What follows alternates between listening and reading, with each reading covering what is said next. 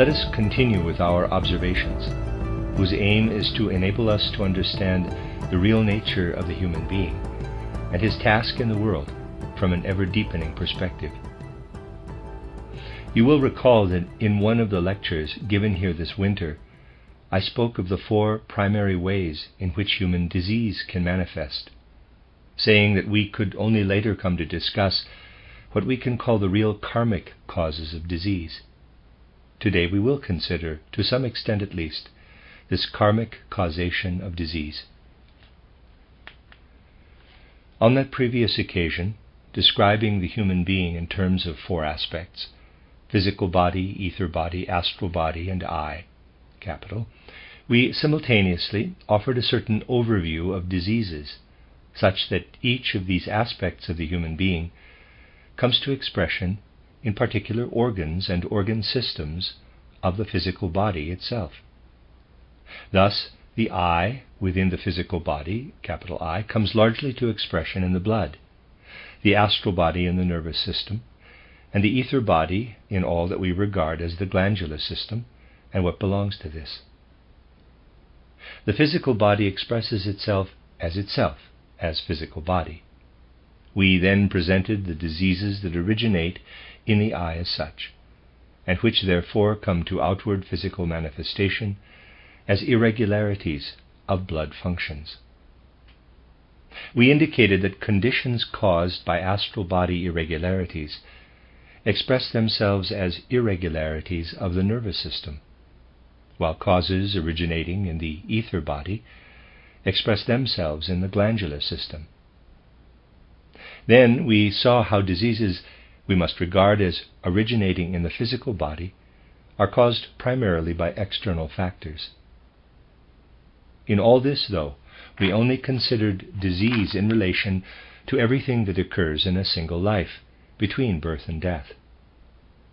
But someone able to draw on spiritual science, when considering what unfolds in the universe, will have a sense that the illnesses a person suffers must be connected in some way with his karma, that is, with the great law of causation involving spiritual connections between different incarnations. Yet the ways of karma are very convoluted, very diverse. And if we wish to understand anything at all about karmic causes and contexts, we will have to enter fully into these subtle interrelationships.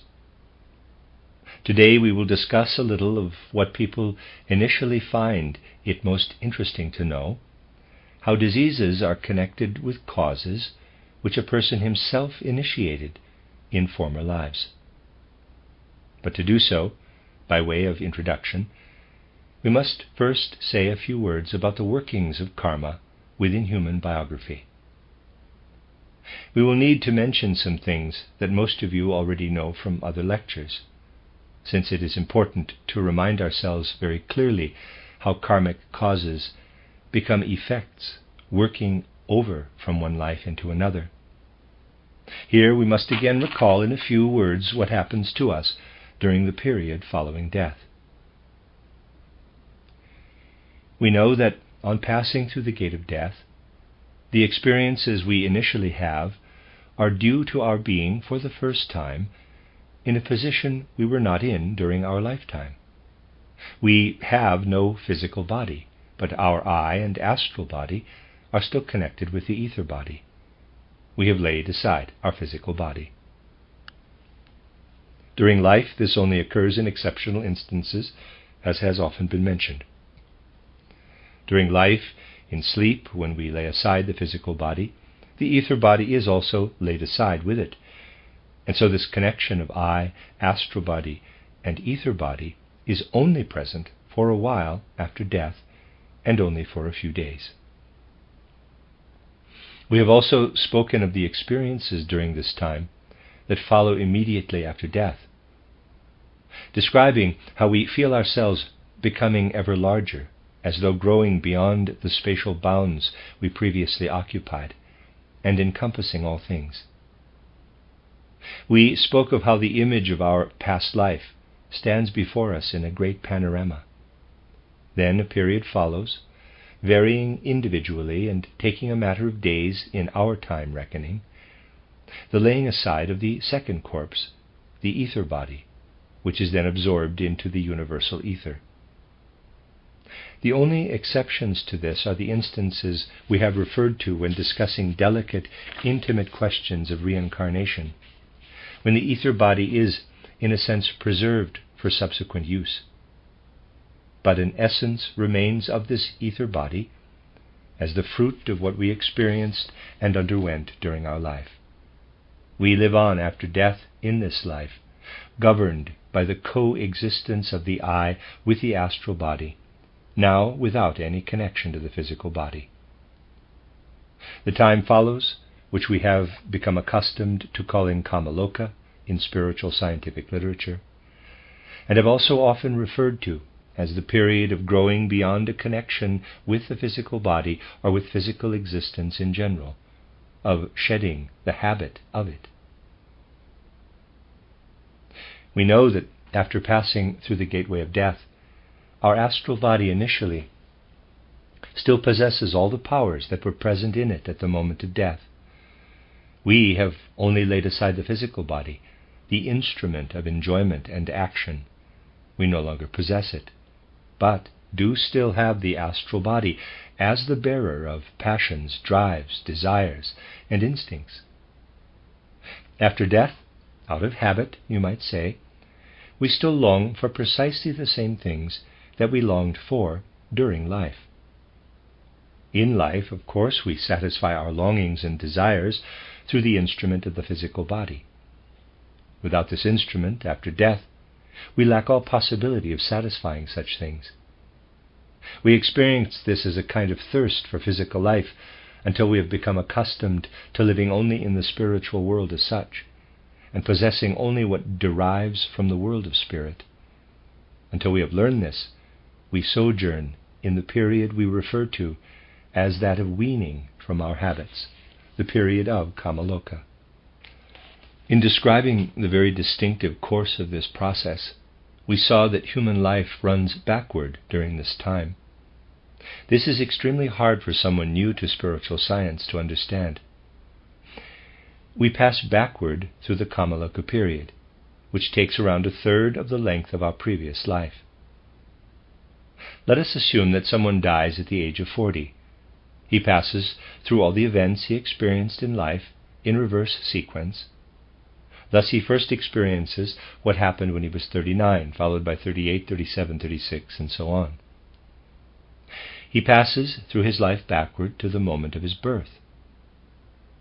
On this is based the beautiful Christian saying, referring to the moment when human beings re-enter the world of spirit, or the kingdom of heaven, quote, "Except ye become as little children, ye shall in no wise enter the kingdom of heaven." Close quote. In other words, we live our way back to the time of childhood and re-experience it. And having completed this reverse journey, we enter Devakan, or the kingdom of heaven, and there spend the rest of our time in the spiritual world. This is hard to picture, since we are so used to the course of time on the physical plane being an absolute reality. It takes some effort, therefore, for us to find our way into such ideas, but this gradually becomes possible. Now we must call to mind what we actually do in Kamaloka. Naturally, we could offer many varied descriptions, but today let us focus on something that relates directly to our question about the karmic cause of illnesses. What will be said here should certainly not be seen as the only mode of experiencing Kamaloka, but as one among many. First, we can illustrate how this Kamaloka period is used to serve our future by imagining that the person who died at the age of 40 did something at the age of 20 that harmed another. Whenever we do something that harms someone else, this has a certain significance for the whole of life. Anything we do that harms a fellow human being or another creature, or the world in general, represents a developmental hindrance, an obstacle to our developmental progress. This is the whole meaning, in fact, of our human pilgrimage. The founding power of the human soul, passing from one incarnation to another, is at all times geared to progressive development and strives for higher evolution. But as we evolve, we repeatedly place obstacles in our own path, as it were. If this fundamental power, which is what seeks to re-spiritualize the soul, were active on its own, a very brief period on earth would be sufficient for us. But in that case, the whole of earthly evolution would have taken a quite different course, and the purpose of it would not be achieved. It is only by placing obstacles in our own path that we gain strength and gather experience. By placing obstacles in our own path, and then eradicating and overcoming these again, will we become the strong being that we must become by the end of earthly evolution. It is absolutely part of the meaning of earth evolution for us to place obstacles in our own path. And if we did not have to acquire the strength to remove the hindrances again, we would not develop the strength we need. In other words, the world would be deprived altogether of the strength which we develop in this way. We have to overlook entirely the good and bad connected with such hindrances. From the very beginning, the wise guidance of the world sought to enable human beings to place obstacles in their own path so that they might remove them again and thus develop the great strength for what would come later in the world. One might even say that this wise guidance allowed the human being to be evil, gave him the opportunity to be so, to do harm, so that by redressing the harm, overcoming the evil, he would grow into a stronger being during karmic evolution than he otherwise would have become if he had effortlessly attained his goal. This is how we must regard the meaning and justification of such obstacles and hindrances. So, when, after death, someone lives backward through his life in Kamaloka and arrives at any harm he has done, say an injury he did to someone when he was 20, he experiences this harm in the same way that he re-experiences the joy and goodness which he gave others. But in this case, he experiences, within his own astral body, the pain he inflicted. So let us assume he struck someone when he was 20 and the other suffered the pain of this blow. As he lives back through his experiences, he feels in his astral body the very pain he caused, which the other experienced when he received the blow. In the world of spirit, therefore, we pass objectively through everything that we ourselves caused in the outer world. By this means we absorb the strength, the tendency to redress this pain in one of our subsequent incarnations. In retracing our experience after death, we register in our own astral body what it felt like to be on the receiving end of what we did. And we also register how, in doing this, we placed a stone in the path of our further development. The stone must be removed, otherwise we cannot advance beyond it. At this moment we form the intention, the tendency to remove the stone. And so when we have passed through the Kamaloka period, we actually arrive in the period of our childhood with pure intentions. That is, with the intention of removing all the hindrances we ourselves created in life. The fact that we bear these intentions within us leads to the unique configuration of each person's future biography. Let us assume that at the age of 20, B did A an injury. Now he must experience the pain of it himself, and he takes with him the intention to make amends to A in a future life, in the physical world, since that is where the injury occurred. The fact that he bears within him the strength, that is, the will to make amends, creates a bond of attraction between B and A, to whom the injury was done. In the next life, this bond of attraction leads them together again. The mysterious power of attraction that leads people together in life originates in what was absorbed in Kamaloka and the powers developed there. During life, we are led to the people to whom we need to make reparation, or with whom we have had anything at all to do by virtue of what we underwent in Kamaloka. Now, you can imagine that what we absorbed as the Kamaloka powers of redress for one life cannot by any means always make amends in one single further life. It may be that we formed a large number of connections with people in one life, and that the subsequent Kamaloka period gave us the opportunity to encounter these people again. But it also depends on these others whether we again form connections with them in our subsequent life. It can be spread over many lifetimes. In one life we need to make redress for this, in another for something else, and so on. We should not think that we can immediately make amends in our next life for everything in this one. This depends on whether the other person also develops a corresponding attraction for us in his soul. Let us now examine the workings of karma in more detail, in relation to a particular instance. In Kamaloka, we form the intention of carrying out something in our next life, or one of our next lives. The powers implanted in our soul remain there, do not disappear again. We are reborn with all the powers that we have absorbed. This is completely unavoidable.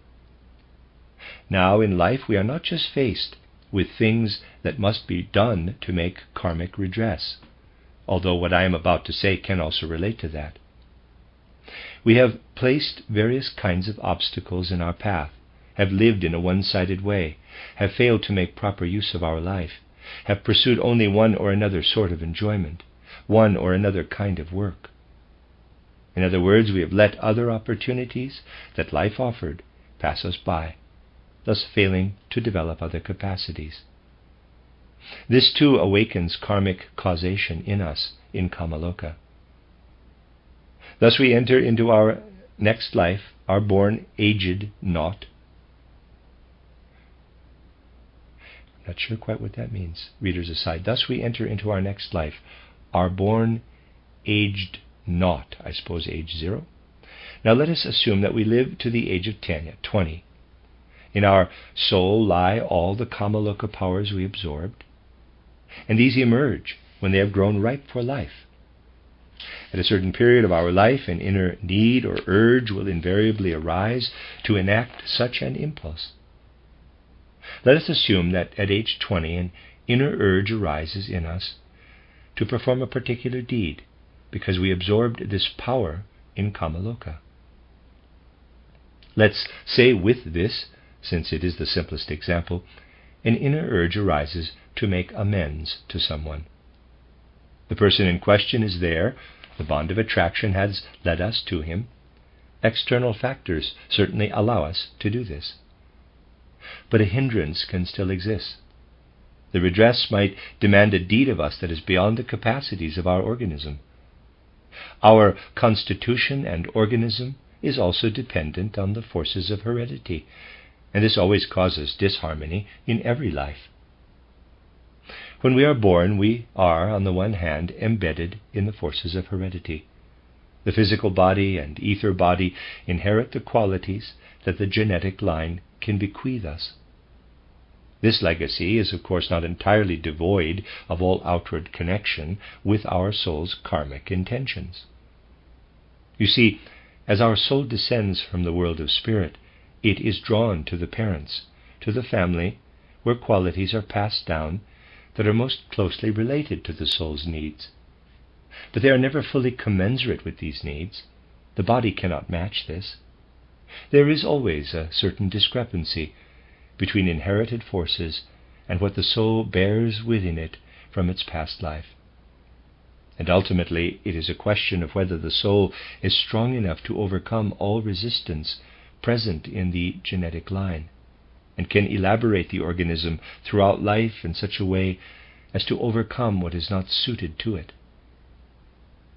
People vary a great deal in this respect. There are souls whose past lives have made them very strong.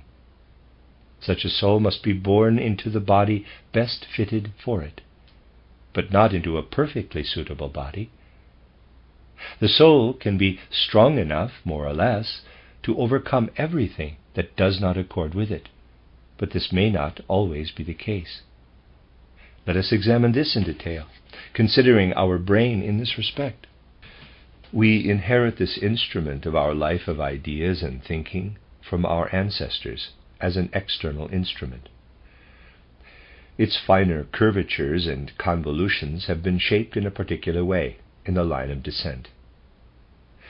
To a certain degree, the soul's inner power will always be able to overcome what does not suit it and adapt its tool to its own forces, but only up to a certain point.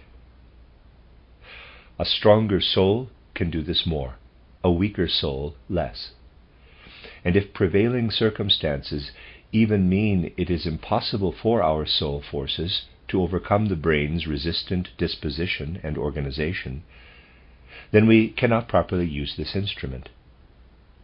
Our incapacity to make full use of this instrument manifests as a mental deficiency, or so-called mental illness.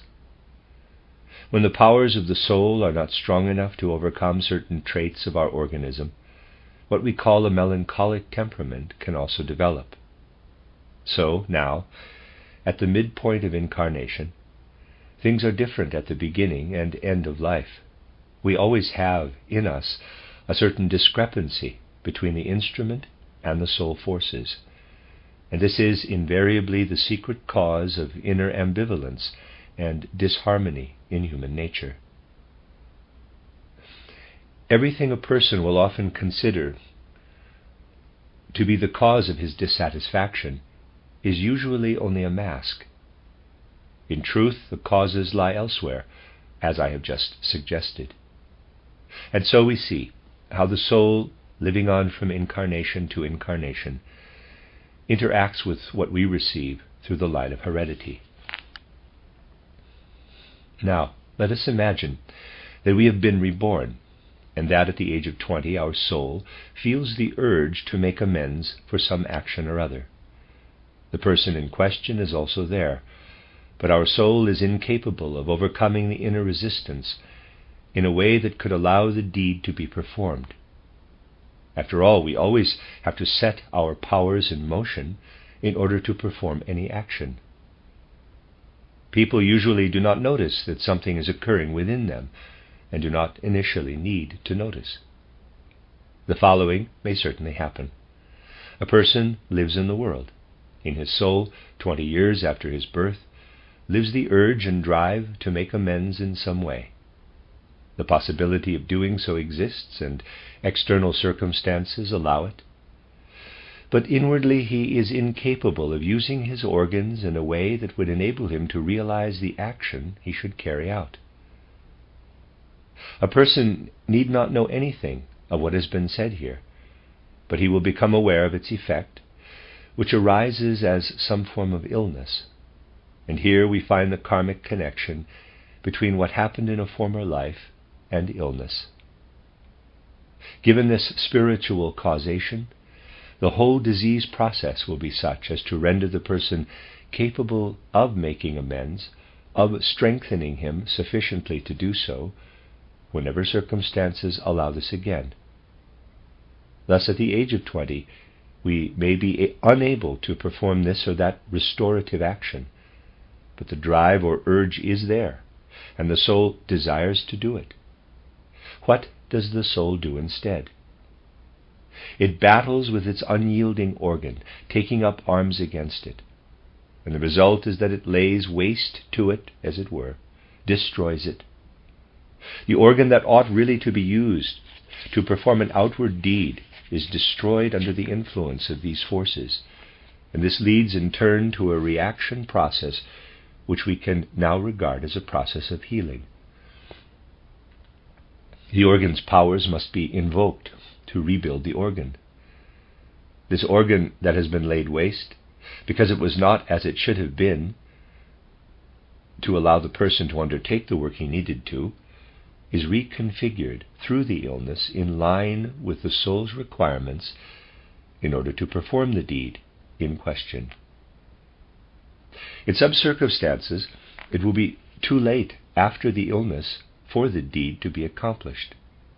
But the soul has now taken up a quite different power, so that when it reincarnates, it will configure the organ through growth and overall development to enable it to accomplish the deed. Thus, illness can endow us in one life with the strength and capacity to realize our karmic obligations in the next.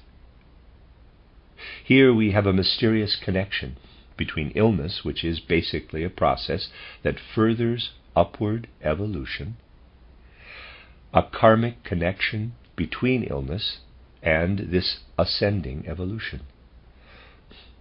In order for the soul to develop the strength to allow an organ to be configured in the way necessary for its use, this unsuitable organ must be broken down and rebuilt by soul forces. Here we meet a law that applies to human biography, and that must be roughly defined as follows. We need to acquire strength by gradually overcoming resistance we encounter in the physical world. Basically, we have gained all the powers we possess by overcoming one or another kind of resistance in former lives. The capacities we have today result from our illnesses in former lives. To be quite clear about this, let us imagine that a soul is not yet capable enough of using the midbrain. By what means can it acquire the capacity to make proper use of the midbrain? Only by previously observing this incapacity, breaking down the organ, and then reconfiguring it. As the soul reshapes it, it learns to acquire the specifically oriented power that it needs. We possess as capacity everything which we ourselves have in the past undertaken through destruction and resynthesis. This has been sensed by all world faiths that assigned a very significant being to the process of destruction and recreation. In Indian religion, Shiva embodies the powers that preside over destruction and recreation. Here already we have one of the ways in which you can say that processes of illness are karmically induced. Something like this, whereby diseases appear in a more general form, certainly obtains for the processes in which the more general nature of the human being is involved, as opposed to the human individuality. For instance, we see the typical childhood illnesses arise at certain times. These are nothing other than an expression of the fact that the child learns to inwardly master certain organs in childhood illnesses, and will then be able to govern them in all following incarnations. We should regard illnesses as a process that renders us stronger and more capable. Here we come to a quite different way of thinking about illnesses. Naturally, we should not apply the same explanation to someone who is run over by a train. The explanation for all such things must invariably be sought in a realm separate from disease, separate from what I have just characterized.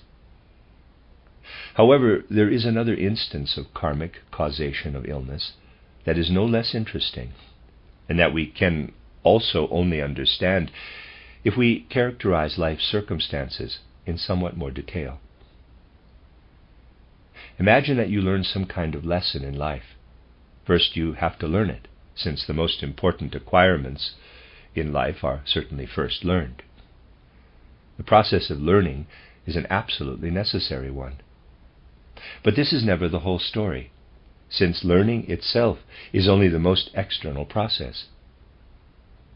Having integrated something into ourselves, having learned whatever the lesson is, we still have a long way to go before experiencing all that these lessons must fulfill in us. We are born into life with very specific capacities, partly acquired through heredity and partly through our former lives. The scope of our capacities is limited. In each life we increase the sum of our experiences. What we experience and undergo is not connected with us in the same way as what we bring into our life as innate temperament, natural predisposition, and so forth. What we have learned during life, initially as memory and habit, is more loosely connected with us. In life, therefore, it also appears in isolated aspects. Only after life does it emerge in the ether body, the great memory tableau. We must now incorporate it into us. It must be added to our being. So let us assume that we have learned something in our life and are then reborn. Due to heredity or other circumstances, also perhaps because our learning did not develop harmoniously, and though we learned one thing or another, we did not learn what we needed to bring our learning to full fruition. It may very well be that when we are reborn, we will develop what we learned in a particular direction, but not in another. Let us assume we learned something in one life that in the next required a particular part of our brain to be organized in this or that fashion, or our blood circulation to run in a certain way. And then imagine also that we did not learn the other things necessary to complement this. This will not by any means necessarily lead directly to any apparent defect in us. We have to progress erratically in our lives, experiencing and coming to perceive that we have pursued something in a one-sided way. Now, when we are reborn with the fruits of what we learned, we lack the capacity to elaborate it all in ourselves in a way that allows it to be realized or enacted. For instance, someone may even have gained some degree of initiation into the great secrets of existence during one incarnation. When reborn, these powers implanted in him will seek to emerge. But let us assume he has been unable to develop certain powers that can then produce the appropriate harmony in his organs. At a certain point in his life, what he previously learned will certainly seek to emerge. But he lacks an organ that would be necessary to realize this. What is the consequence of this? An illness must develop, one whose karmic cause may lie very, very deep. And again we can say that a part of the organism must be broken down and reconfigured. Then in this reconfiguration, the soul senses the new direction for the right powers and takes with it this sense of what the right powers are. If this originates in such learning or even initiation, however, it is usually the case that the fruits appear in this same life. Here an illness manifests in a way that enables the soul to sense that it lacks something specific. And then, for instance, immediately after the illness, something can arise that would not otherwise have been accessible to us. It may be that in the previous life we could have risen to a certain degree of spiritual enlightenment, but now a node or point in the brain has not opened. We have not developed the power allowing us to open it. It is then inevitable that this node must be destroyed, and this can lead to a grave illness. Then the relevant part is reformed, and as this happens, the soul senses the powers necessary for it to open, and subsequently the destined enlightenment occurs. We can certainly regard processes of illness as significant heralds. Here, however, we encounter things that our mundane world dismisses out of hand. Nevertheless, it is not an uncommon experience for someone to feel continual dissatisfaction, as though something exists in the soul that cannot emerge, and makes life more or less inwardly impossible. Then a grave illness arrives, the overcoming of which leads to entirely new conditions, acting like redemption. A node is opened and the organ can be used. The sense of dissatisfaction was due only to the fact that the organ could not be used. In fact, people have many such nodes, in quotes, in their current cycle of life, and they cannot all be opened. This is not invariably a matter of gaining enlightenment, but can manifest in many secondary life processes. Thus we find ourselves confronting the need to develop this or that aspect, and can see that a cause of illnesses lies here too, in the karmic chain of causation. This is why we should never really be entirely satisfied with a merely trivial view of illness as something we attract to ourselves through karma. This is because we ought not merely to consider the karma of the past, thus seeing an illness as a conclusion, but instead regard illness, which is only a secondary phenomenon, as the developing cause of our future creative power and capacity. We misunderstand illness and karma entirely if we always only consider the past, thereby making karma a more or less completely random law of destiny. Karma becomes a law of action, of life's fruitfulness, however, if we are able to look through the lens of present karma into the future. All this points to a great law that holds sway in our human existence. And in order to gain at least a faint intimation of this great law, we will return to it later and describe it in more detail, let us cast our gaze back to the time when we first arose in our present human form in the Lemurian era. At that time we descended from divine spiritual existence into the external existence we know today, first embodying ourselves and thus embarking on the path of outward incarnations, then passing onward from one incarnation to the next, through to the present time. Before we embarked on our incarnations, the opportunity we have today for implanting illnesses in ourselves did not yet exist. Not until we acquired the capacity to regulate our relationship with our surroundings did it become possible for us to go astray, inducing mistaken inner organ configurations and implanting in ourselves the predisposition for disease. Prior to this, it was impossible for the human being to produce processes of disease in himself.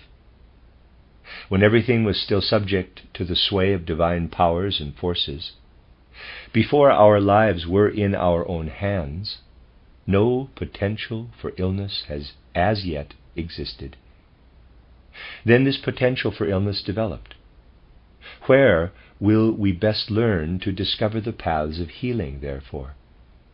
We will learn this best if we are able to look back to times when divine spiritual powers worked into the human being, bestowing upon him absolute health unsullied by any possibility of disease. In other words, before we first began to incarnate. Those who had some insight into these things always harbored such feelings. From this starting point, try to engage deeply with mythological narratives and images. At present, I am not even referring to the true source of healing lore in the Egyptian rites of Hermes, but only to the Greek and Roman Asclepius rites. One can say that Asclepius, the son of Apollo, is the father of Greek physicians. And what does the Greek myth tell us about him? As a youth, Asclepius' father brought him to the mountains to be apprenticed to the centaur Chiron. This centaur Chiron instructs Asclepius, the father of medicine, in the healing powers of herbs and other medicinal forces to be found on the earth. What kind of creature is the centaur Chiron?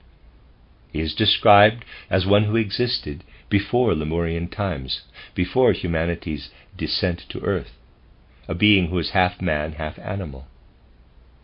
This myth conceals the fact that Asclepius was initiated in the relevant mysteries into the great powers of health, the great health-bestowing powers, before human beings embarked on their first incarnation. And so we find an expression in Greek myth of this great law, this great spiritual reality, which is of such interest to us in relation to humanity's earthly pilgrimage. Myths are in reality images of life's profoundest relationships, and will reveal their depths once we get a little further than the ABC of spiritual science. Myths particularly are images of the deepest secrets of human existence. If all of life is considered from this perspective, then all of life, likewise, will be seen in its light, and spiritual science will increasingly become something, and we must increasingly emphasize this, that will find its way into ordinary daily life. People will come to live spiritual science, thus realizing what has in fact been the guiding aim of spiritual science from the very outset. Spiritual science will become the great impulse for humanity's ascent, for the true redemption and progress of humanity.